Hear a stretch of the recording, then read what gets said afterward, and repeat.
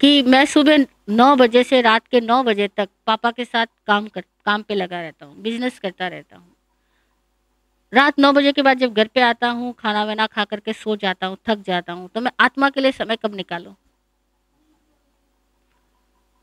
मैं कैसे कुछ धर्म कार्य कर सकता हूँ? बहुत लोगों की ऐसी ज़िंदगी है, सवाल उठना भी स्वाभाविक है। लेकिन इस सवाल के पीछे कुछ बातें समझ लेनी है कि हम जो 9 से 9 काम कर रहे हैं, उसमें भी आत्मा तो मौजूद ही है।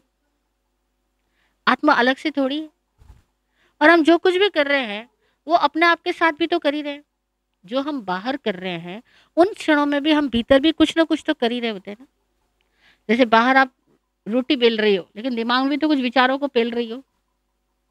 बाहर आप चेक साइन करके दे रहे हो या अकाउंट्स मेंटेन कर रहे हो, तब भी आपके भीतर तो कुछ चल रहा है ना। वो जो भीतर हमारे चल रहा है, हमें उसके प्रति सावधान रहना। उसमें हमें मूर्छित नहीं होना। मूर्छित यानी इंडल्ज नहीं हो जाना, बेभान नहीं हो जाना और अपने भीतर की अनुभूतियों में, महसूसियों में हमें सम्यक रहना, सजग सभान रहना।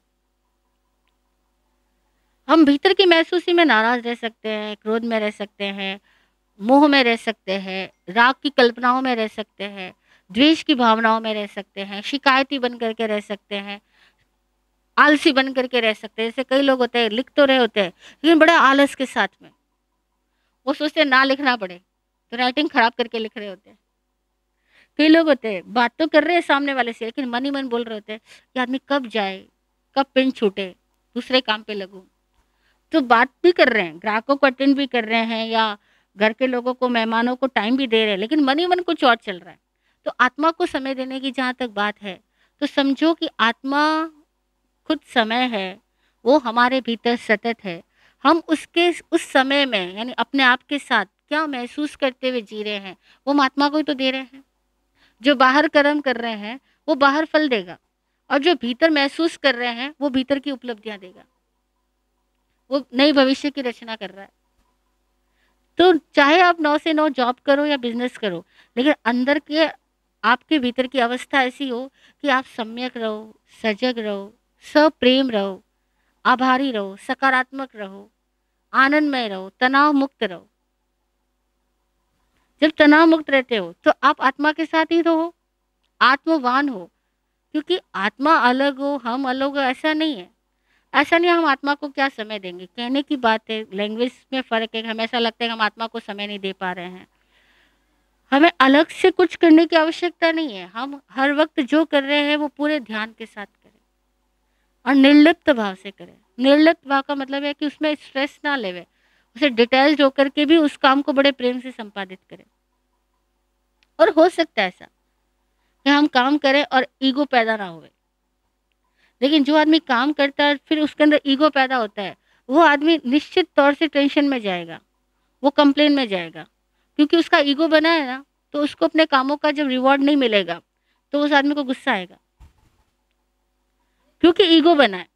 अगर ईगो नहीं बना होता, उसको अपने काम करने में आनंद आया, जैसे एक माँ को खाना बनाने में आनंद आया, अभी उसके बच्चे ने या उसके घर में आए हुए गेस्ट ने उसके खाने की तारीफ करी तो क्या, नहीं करी तो क्या, उसको तो बनाने का आनंद मिल गया ना, उसको खिलाने में आनंद मिल गया ना। तो वो रिवार्ड की चिंता नहीं करेगा, परवाह नहीं करेगा।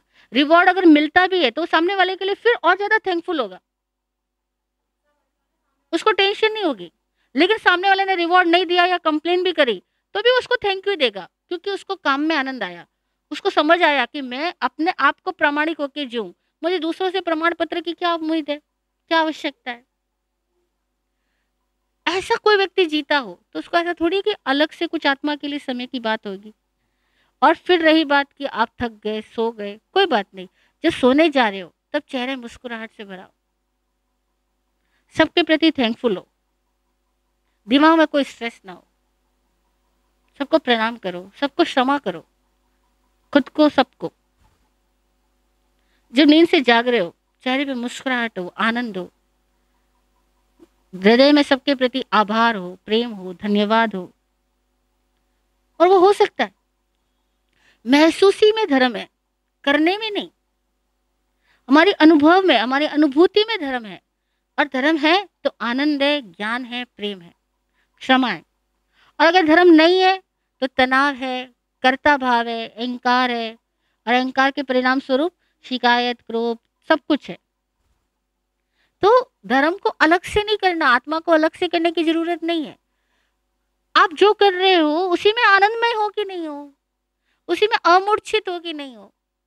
गुरुजी ने एक बहुत प्यारी बात कही कि भूत की याद, भविष्य की आशा और वर्तमान की मूर्छा से अगर आप मुक्त हो तो आप धर्ममय हो। भूत की याद, पास्ट जो बीत गया उसकी यादों में ना खोए, भविष्य की आशाओं, कल्पनाओं, सपनों में नहीं हो, और प्रेजेंट की मूर्छा में नहीं हो, तो आप धर्ममय हो। जय हो।